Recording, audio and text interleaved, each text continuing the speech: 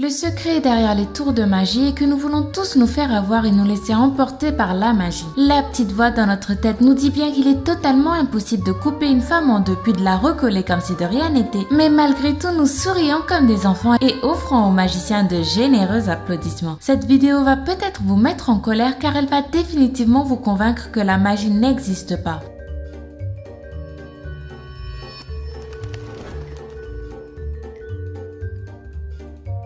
Voici les secrets des 5 plus grands tours de magie du monde révélés. Sortir un lapin d'un chapeau.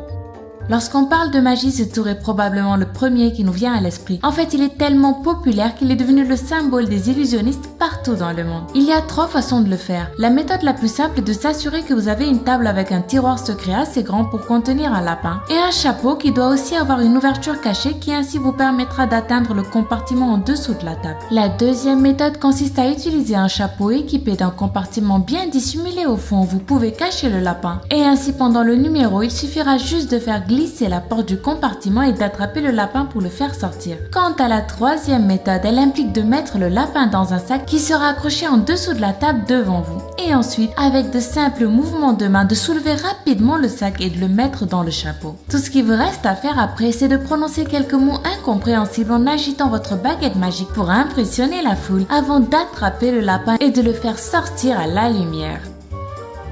Attraper une balle. Ce tour est l'un des plus anciens et l'un des plus respectés chez les magiciens. Il a été exécuté pendant des siècles jusqu'à ce qu'il atteigne son triomphe durant la performance de Penn et Teller. Ces 2 magiciens se sont simultanément tirés des balles qu'ils ont chacun réussi à attraper avec leur bouche. Comment ont-ils fait? Cette supercherie si impressionnante ne peut réussir que grâce au travail conjoint des mains et des mâchoires. Les balles que le magicien montre aux volontaires de l'audience sont fausses. Elles sont fabriquées pour éclater en l'air dès qu'elles sont tirées. Je sais ce que vous allez me demander. Et les marques que les volontaires ont laissées sur ces balles? Eh ben en fait, pendant que les magiciens annoncent à voix haute quelles lettres les volontaires ont choisi de dessiner sur les balles, un assistant dessine en coulisses les mêmes signes sur des douilles vides. Les magiciens s'approchent ensuite des porte-manteaux pour mettre des masques et des vestes de sécurité. Faites attention au fait que les porte-bagages sont très proches des portes des coulisses. C'est très important pour la suite. Les 2 magiciens se détournent maintenant des caméras et même les spectateurs n'arrivent plus à voir leur visage.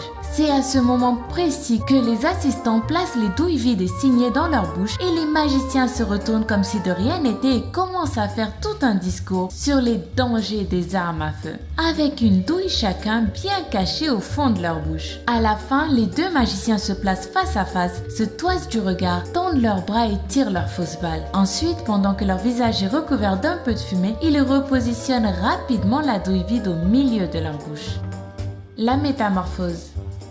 Inventé au 19e siècle, ce tour a toujours impressionné grâce à son incroyable attrait visuel. Et presque tous les grands magiciens s'y sont mis, y compris le grand Harry Houdini. Chacun d'entre eux l'a fait à sa manière, mais la performance la plus spectaculaire a été réalisée par le couple Jonathan et Charlotte Pendragon. Ce couple a réussi à perfectionner ce numéro en réduisant le temps de transfert de personnages à seulement 2 secondes. Le numéro se déroulait ainsi. La femme enfermait son mari dans un sac avant de l'enfermer à nouveau dans une caisse solide. Ensuite, elle montait sur la caisse et soulevait un rideau qui ne laissait apparaître que son visage. Et là, paf! En un clin d'œil, c'est son mari Jonathan qui apparaissait à sa place. Ce n'est pas tout. Lorsque la caisse solide et le sac attaché étaient ouverts ensuite, c'était la femme qu'on y trouvait. Alors, quel est donc le secret d'après vous? En fait, il manque un côté à l'opposé de la caisse. Et le sac où le mari est placé a une fermeture éclair discrète qui lui permet de s'échapper facilement. Une fois libéré du sac et de la caisse, le mari va attendre le bon moment pour faire son apparition. Pendant ce temps, après la transformation accompagnée comme toujours d'un petit show devant le public,